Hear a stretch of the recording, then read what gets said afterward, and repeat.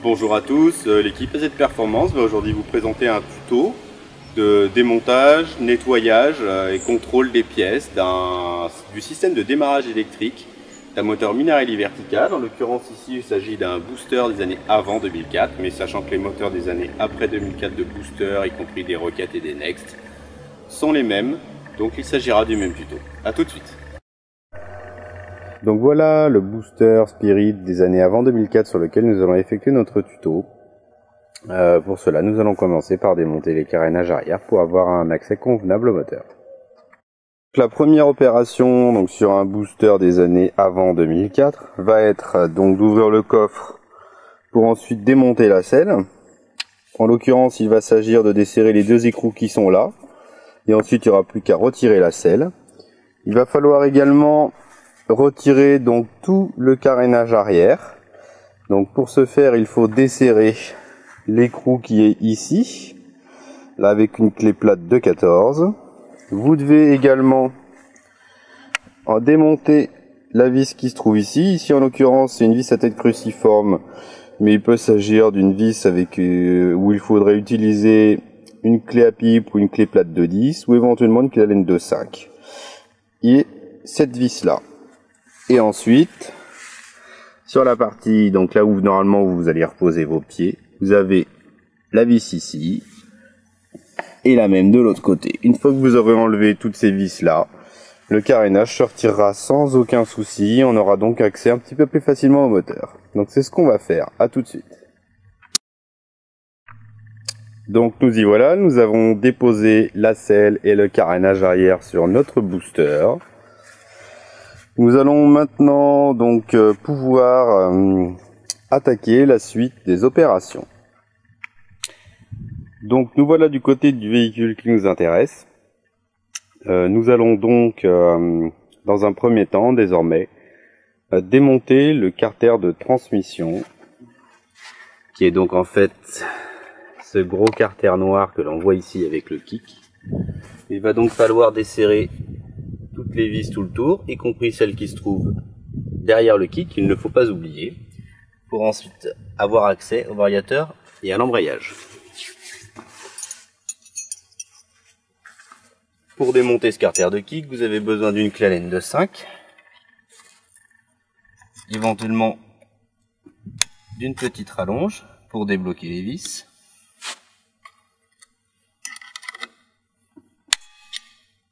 Voilà.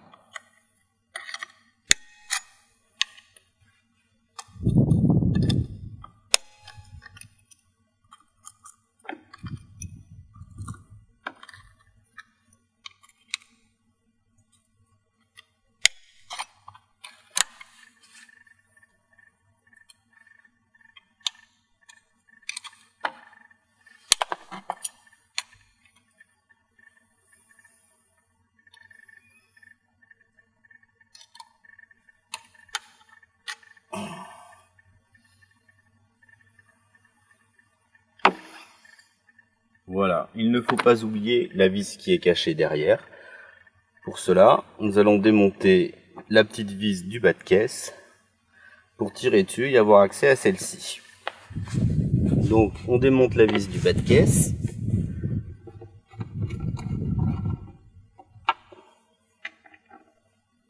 De manière à pouvoir tirer sur le bas de caisse de cette manière. Et donc desserrer ainsi la dernière vis.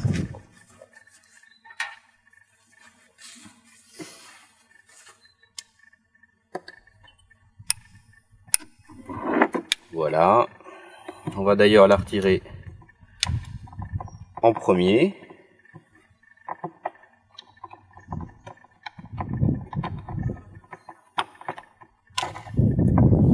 Lors du démontage du carter de kick, il faut faire bien attention à trier les vis car elles n'ont pas toutes la même longueur.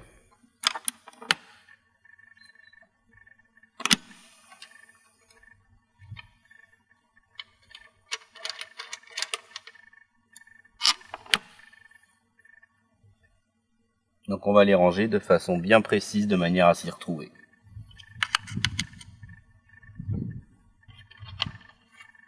Voilà, une fois qu'on aura enlevé toutes les vis, il n'y a qu'à tirer dessus et vous avez donc accès au variateur et à l'embrayage.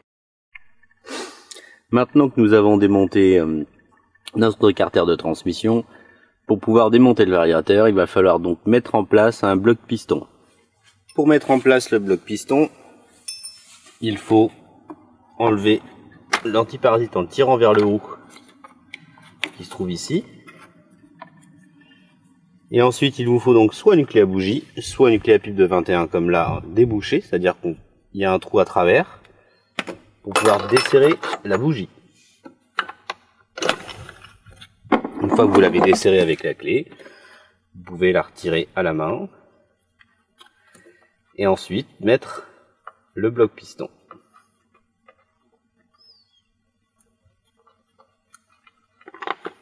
Voilà. Maintenant, on va donc mettre un bloc piston.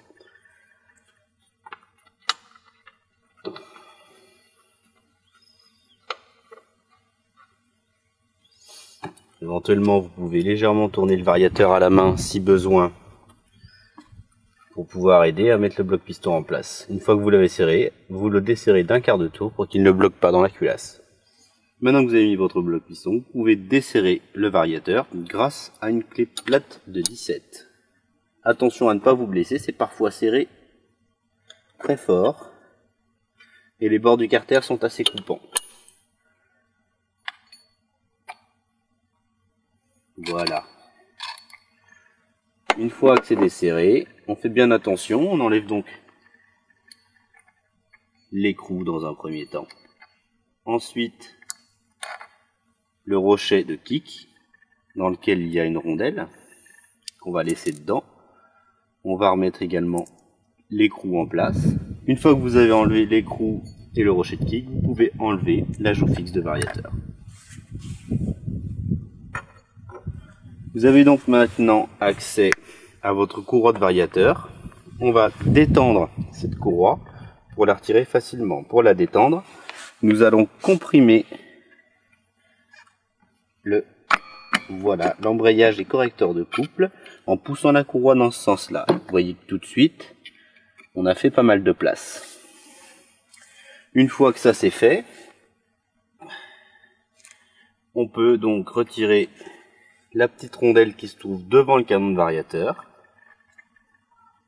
et le variateur complet en passant les doigts derrière. Voilà, celui-ci est venu entièrement. Maintenant que nous avons retiré notre variateur, nous avons accès au mécanisme de démarreur électrique.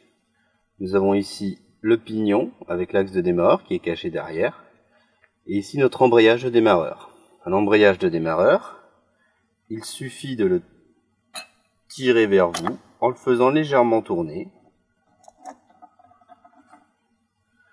Voilà. Pour cet embrayage de démarreur, il faut faire attention. Vous avez ici des petits galets.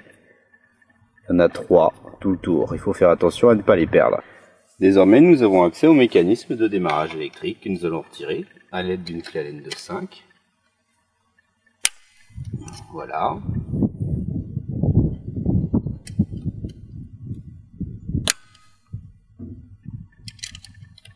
Voilà, il y a donc 2 vis.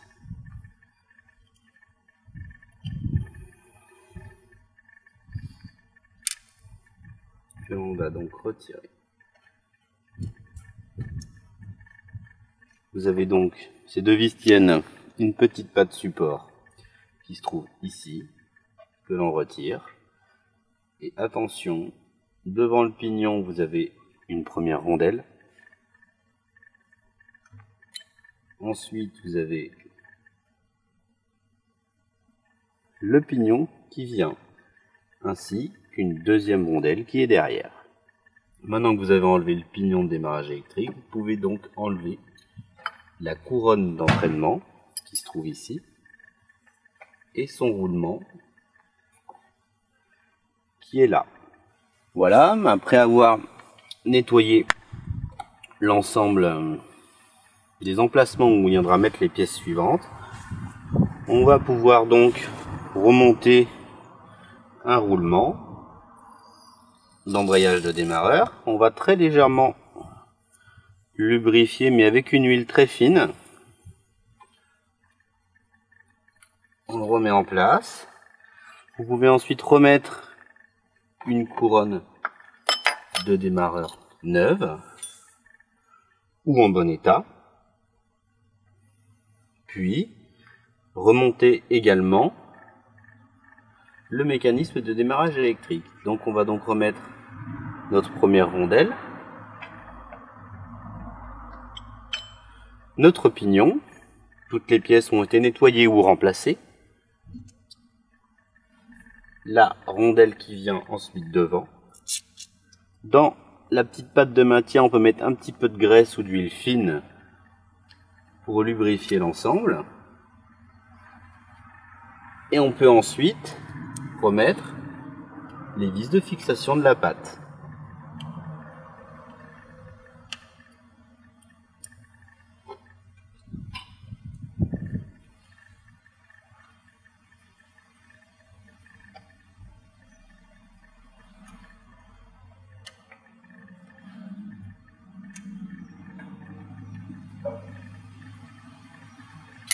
On les serre.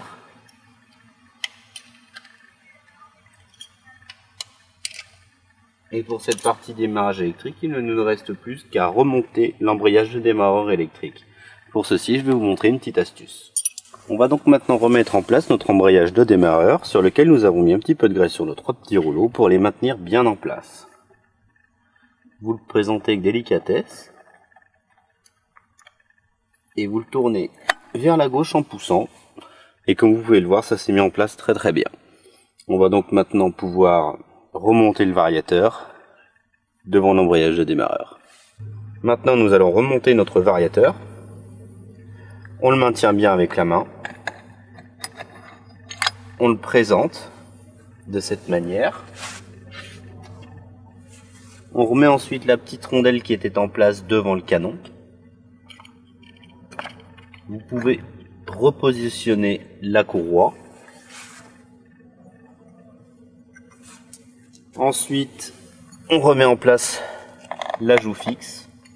Moi, je pousse la courroie avec les 2 doigts pour bien l'enclencher à fond. On remet ensuite le rocher de kick, qui est donc la pièce qui nous permet de faire le démarrage au kick du moteur. Et on remet ensuite l'écrou de variateur. Une fois que tout est bien serré, même à la main, la joue ne doit pas avoir de jeu dans ce sens-là. S'il y a du jeu, c'est qu'il y a un problème. Maintenant que nous avons positionné l'écrou du variateur, on peut le resserrer donc avec une clé plate de 17. Notre bloc piston est toujours en place. Il faut faire attention, un variateur c'est quand même assez serré suffisamment fort, c'est une pièce qui est en mouvement lors du fonctionnement du moteur, ça tourne très vite. Voilà, il est serré. Et maintenant, la courroie se remettra en place toute seule lors du démarrage du moteur. On va donc pouvoir ensuite remonter notre carter de kick. Nous allons maintenant remonter notre carter de kick. Donc on le repositionne, il y a des petits centreurs, il y en avait un qui était resté sur le carter ici, il y en a là, un à chaque bout. Vous repositionnez votre carter et vous pouvez ensuite commencer donc à remettre les vis.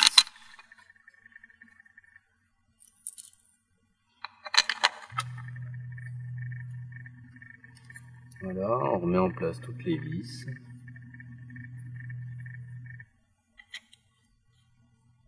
Voilà. Et la dernière, centrale.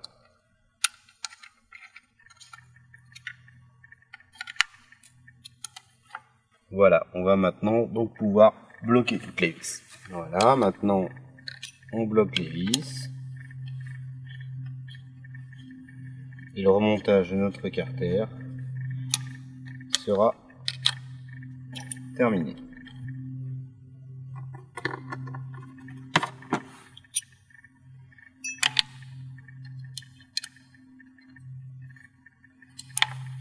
Voilà, nous avons donc terminé le remontage du carter de kick. Nous pouvons remettre en place la petite vis de maintien du bas de caisse. On pourra ensuite donc remonter les carénages arrière et la selle. Il faut maintenant retirer notre bloc piston qui ne nous sert plus pour ensuite remonter la bougie d'allumage et rebrancher l'antiparasite.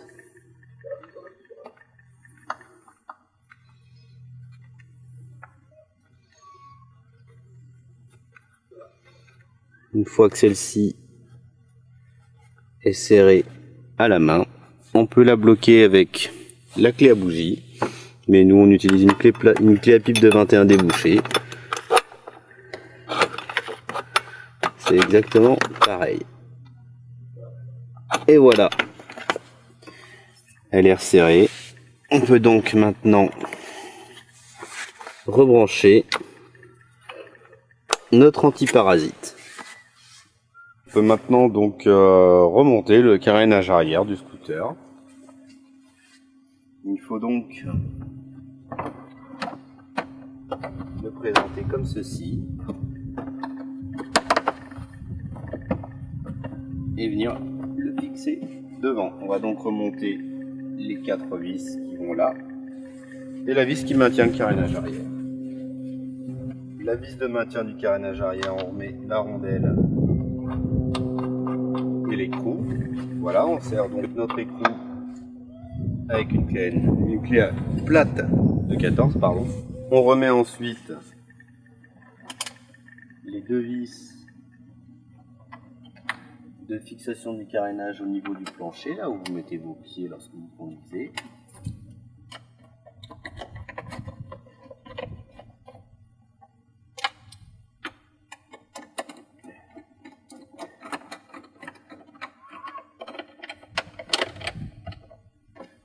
Voilà. On remet maintenant les 2 vis de fixation qui sont sous la selle et de chaque côté de la batterie.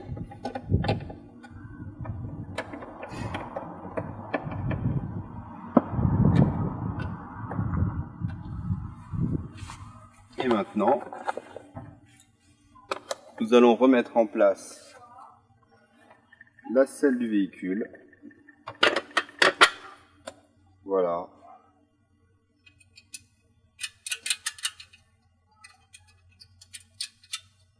Vous remettez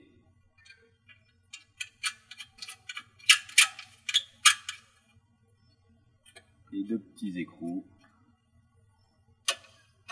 que l'on serre.